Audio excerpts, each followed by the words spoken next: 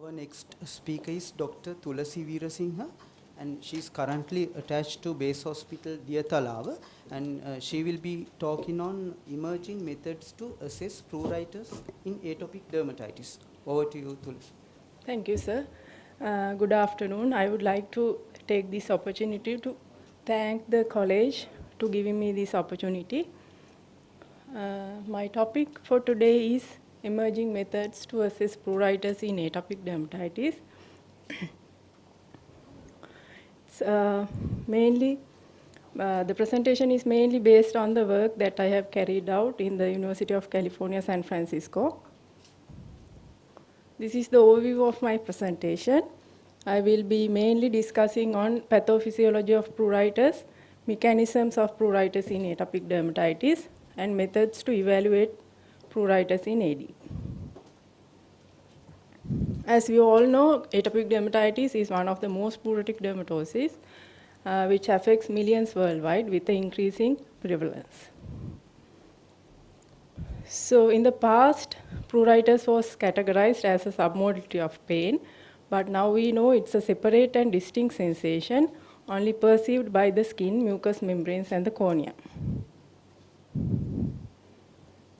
So quality of life and psychosocial well-being is negatively correlated with the pruritus severity, and in children it is associated with growth retardation. In this picture, you can see how devastating it can be. There are several receptors, pruritogenic mediators, and neural pathways are involved in the pathophysiological basis of pruritus. I will be discussing in my next slides. So there are two neural pathways has been identified, histamine dependent and histamine independent. And mainly in the chronic pruritus in atopic dermatitis, non-histaminergic pathway is dominant. And it also activates different areas of the brain. I will be discussing it in my latter part of the presentation. So in experimental studies, non-histaminergic pathway is induced by specules of cabbage plant. This is also known as the velvet bean. So when we compare with the histaminergic induction, this doesn't have this wheel and flare reaction. So this shows the various receptors, cells, and cytokines involved in the pruritus. There are two main receptors, TRPV1, which is associated with the histaminergic pathway, and TRPA1 is associated with non-histaminergic pathway. These are the main cytokines involved in the pruritus in atopic dermatitis: TSLP, IL-31, IL-4, and 13.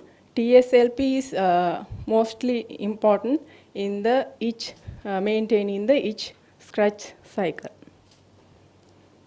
There are several mechanisms of pruritus in atopic dermatitis: epidermal barrier dysfunction, hyperinnervation, and neuronal hypersensitivity, upregulated immune cascades, staph toxins, and impaired Notch signaling, which I will discuss.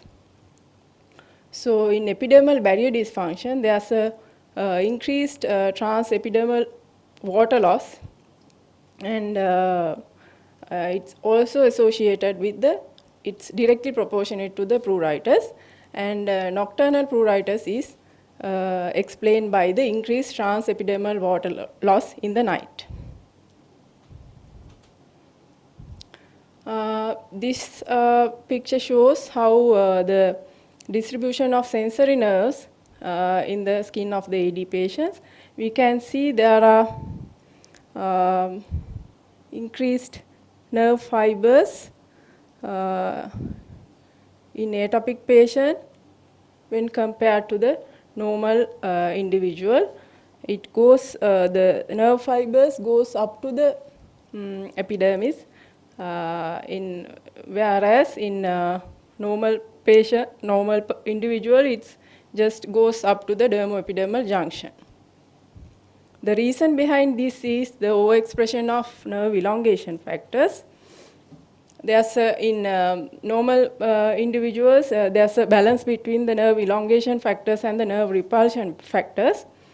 But in atopic dermatitis patients, the repulsion is less, so the nerve elongation factors are overexpressed. So another mechanism is the Notch signaling. So Notch receptors and Notch signaling pathway is important in epidermal barrier function as well as maintaining a optimal immunological barrier function. In atopic dermatitis patients, there's downregulation of Notch receptors, which results in activated AP1 transcription factor activation, results in Th2 dominant cytokine release. So when we consider the pruritus, we can't forget the itch scratch cycle. This picture shows a patient with atopic dermatitis with left-sided hemiparesis.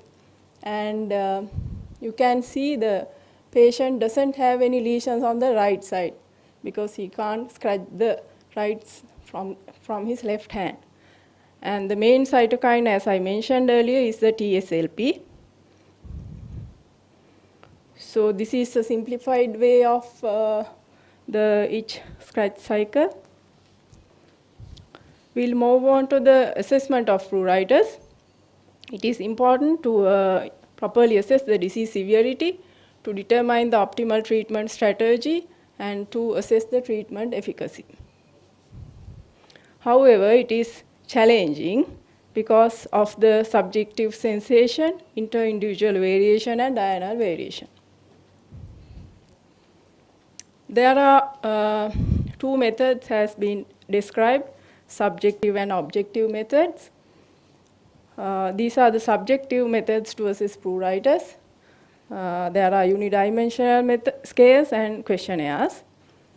So unidimensional scales are the visual analog scales, numerical rating scale, and verbal rating scale. And there are several questionnaires. So visual analog scale is a very simple way of assessing pruritus, very quick way. You can ask the patient to mark the, in a 10 centimeter line, you can ask the patient to mark the pruritus, how severe it is. So these are widely used in clinical trials as well as in the severity scores used in atopic dermatitis. Also, they exist in ambulatory electronic formats. Questionnaires are they are multidimensional and very descriptive. They assess the duration, extent, severity of pruritus, and psychosocial state. So these are the different questionnaires has been used to measure the pruritus in atopic dermatitis. It can be combined with the objective methods to increase the accuracy. So these are the objective methods to assess pruritus in atopic dermatitis: skin manifestations, video surveillance, vibration transducers, acoustic devices, wrist actigraphy, smart devices, and neurological imaging. I'll be discussing in my next few slides. So skin manifestations, they are used in different scoring systems. As we know, the SCORAD and EASI familiar for us. So these are the skin manifestations: redness, swelling, oozing and crusting, and scratch marks. So with this principle, they have developed software tools to patient-oriented SCORAD the patient himself can assess their severity, and also they can send these details to the healthcare provider.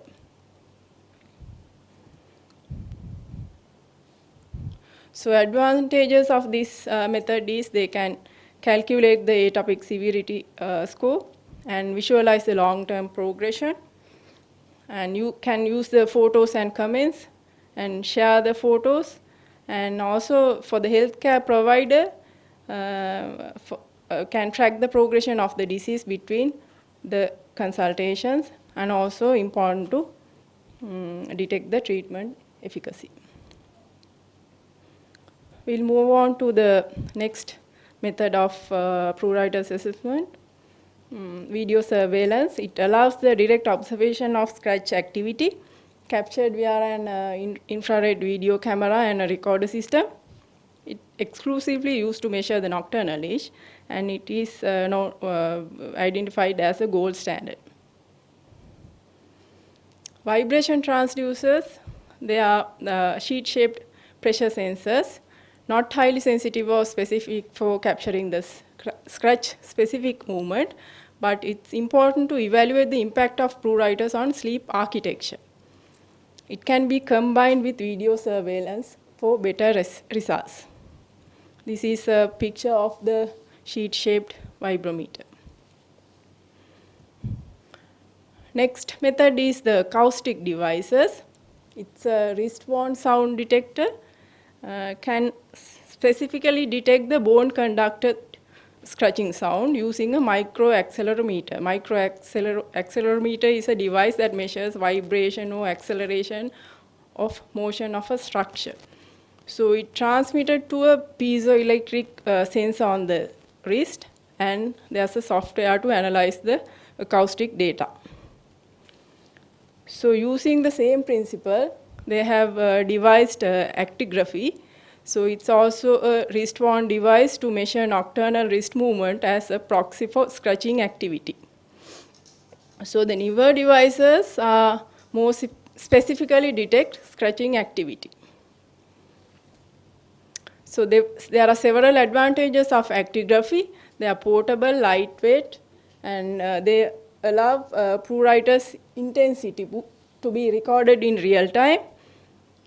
And also they are less dependent on memory bias associated with paper formats. And also it can be used in the patient's home environment. And there's a high correlation between actigraphy results and video surveillance, which is the gold standard. So the smart devices, it's a combination of a smart watch with a highly sensitive accelerometer, which connects with the smartphone, and they record the scratch activity. The device they have recently developed is the itch tracker. We'll move on to the neurological imaging to assess brain activity. They have been identified, there are functional and anatomical changes seen in patients with atopic dermatitis. So the functional MRIs and PET scan is being used to assess the brain activity. This is a functional MRI scan picture, which shows in atopic dermatitis patients, the activation of the anterior cingulate cortex and dorsolateral prefrontal cortex is highly activated when compared to the healthy individuals.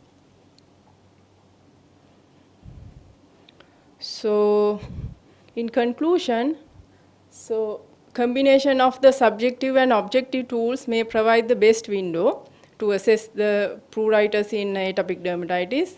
However, valid quantitative techniques are of considerable value, example bioassays, and newer improved methods yet to be discovered that minimize discomfort, respect patients' privacy, and provide accurate data. These are my references. I would like to thank Professor Wilson, Professor Gil Yosapovich, as well as all my teachers for the valuable help and guidance throughout. Thank you. Thank you, Tulasi, for that excellent and very informative presentation. We have time for some questions. Congratulations on a very nice presentation with some innovative stuff for us. How much of this do you think is possible in our setup? I mean, which of these do you think can be modified to assess our patients and each in our patients? Yeah, most of these are available as softwares, madam. As I mentioned, the PO Scorad, it is patient-oriented, as well as there's a software, different software for the doctors as well. So it's, I think, can be freely downloaded. So we can use that for the A topic. Other methods, I mean, it's most of them. Yes, devices are still under clinical trials. Yeah, actigraphy, that is with a device with a accelerometer that in vibration transducers, they use the vibration, scratching activity with the vibration, and others, they detect the scratching activity, the movement of the wrist. So they sometimes, because it is worn on the non-dominant hand of the patient, sometimes there are, in some studies, there have been used two actigraphies on both hands to increase the accuracy. Some vibration transducers are used to measure vibration. The other wrist actigraphy, that use the movement of the patient. Yes, he is the main, he is conducting.